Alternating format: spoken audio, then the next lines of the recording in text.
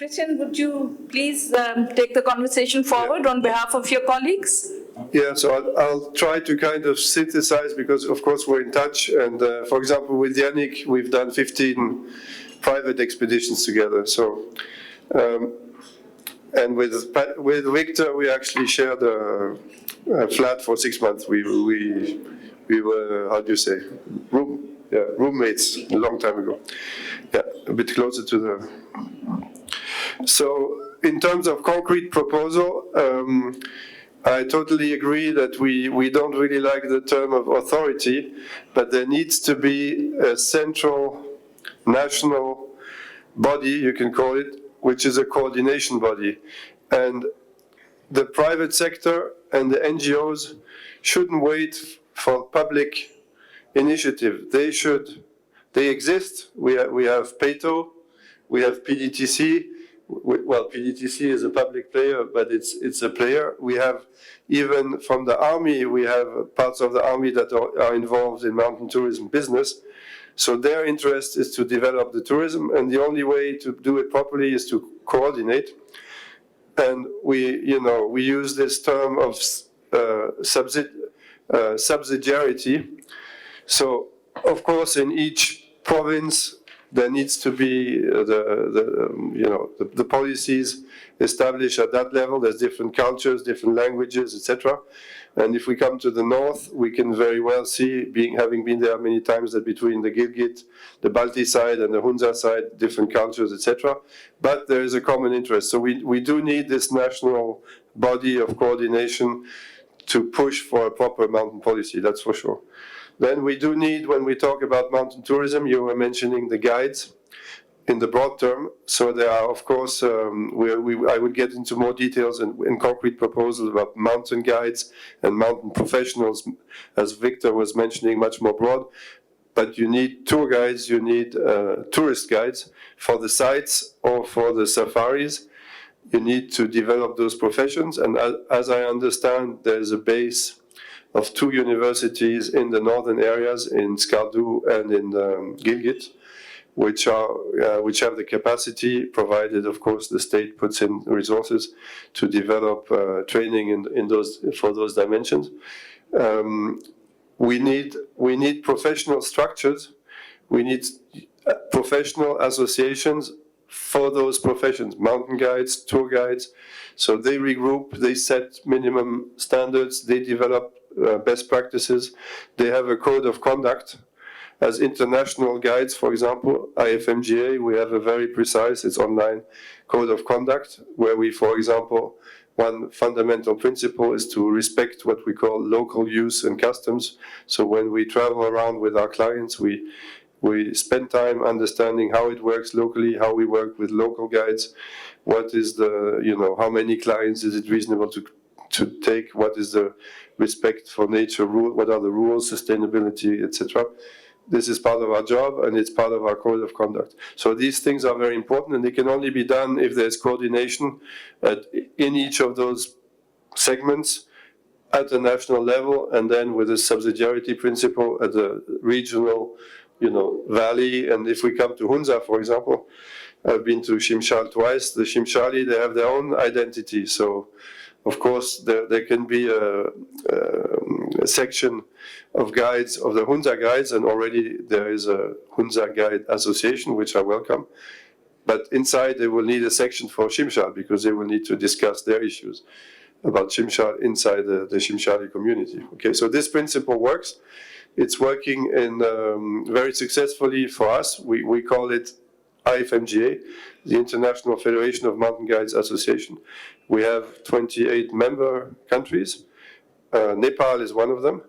And in each country, we have only one member association. So as long as there's not a national guide association, it will never become a member of IFMGA. And as long as there's not a proper training system in place which adheres to minimum standards, it will not be able to join this international union. So this is a long-term objective. But if there starts to be a private initiatives to set up these coordination bodies and to start civil institutions, for example, for training based on cooperation with the universities, then foreign institutes, national institutes, schools like our famous ENSA National School of Ski and Alpinism can provide support and can join, intervene, and not intervene, cooperate, bring in resources.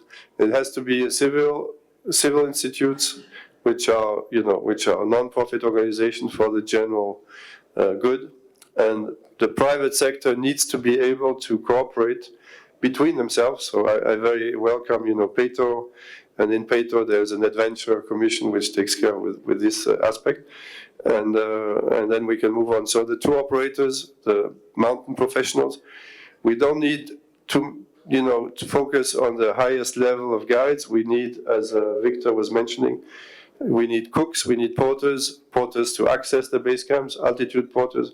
We need to develop the trekking much more. The only one that's really known outside of Pakistan is the K2 base camp Gondogoro trek on Baltoro. The Baltoro is basically the only one that's known outside. And you need together to develop these activities and the image which goes together. And I think with the social media today, to redevelop a positive image is not so difficult to do. It happens, for example, with this 8,000 meter peak activity with a lot of Pakistanis now doing it. So there's a lot of seeds, and with more coordination, I'm very, and cooperation with foreign organs, I'm very positive that there can be some major steps done quickly. Thank you. I wanted to ask you, because when we were discussing with you, you mentioned that your international organization for tour guides could facilitate Pakistan in setting up its own, Yes. College or an institution to Yes. train guides and all. So we would really like to hear a little bit more about that proposal. And also, like recently, the government has established the Satpara Foundation and the Satpara Training Institute. So is there a way that those institutions could be linked to institutions in Chamonix, for example, where we could have discussions and we could have joint trainings and certificates like that? Yes, sure. Today, if we look at what exists today, there are quite a few private initiatives originating from either inside Pakistan or outside, from people like us who love Pakistan. One of our friends, he has an NGO in Hunza Valley and is bringing in skis. I think late October, 3 tons of equipment, ski equipment. Other ones have a school in the Hushe Valley. Other ones have a school in Chimshad, etc. But there's no coordination of this. So what we need is a common framework. And first of all, what we will need is a united professional association of mountain professionals, including the guides, including the porters, with some sections, geographical sections. Because then when we talk to someone, we know they are all united in this one association. And then whereas currently we talk to Shimshali, we talk to Hushe people, Hunza people, Balti or Nanga Parbat, whatever, but they're kind of different and not coordinated. Okay, so that's the first requirement, is really a national association for mountain professionals, and they can have sections, and we could start with Gilgit-Baltistan, we don't have to worry about everything. Start with Gilgit-Baltistan, that's where the most activity. We can take care of Chitral later and Kashmir later. I think you're making a very good point.